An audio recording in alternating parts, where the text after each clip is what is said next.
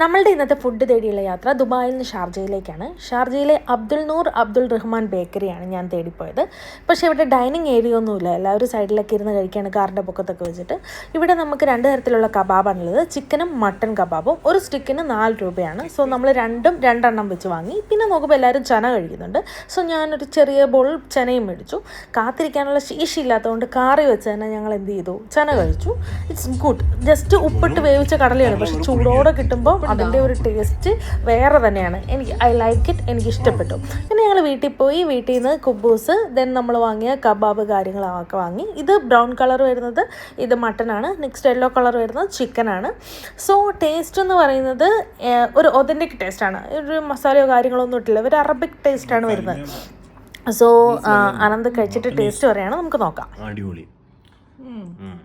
മട്ടൻ്റെ ആ ഒരു മസ്കിലുമാണോ അതൊന്നും കിട്ടാനില്ല. പെർഫെക്റ്റ്. മട്ടൻ മുതല, ചിക്കനെക്കാട്ടും കൂടുതൽ മട്ടനാണ് മുതൽ. ഡ്രൈവ് ചെയ്ത് പോയതിന് മട്ടൻ 20 അല്ലായിരുന്നു?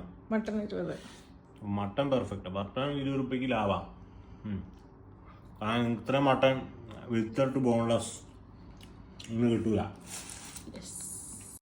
അപ്പോൾ എല്ലാവരും പോയി നോക്കുക, ഒരു വെറൈറ്റി എക്സ്പീരിയൻസ് നമുക്ക് കിട്ടും, അത്ര തന്നെ. Okay, by.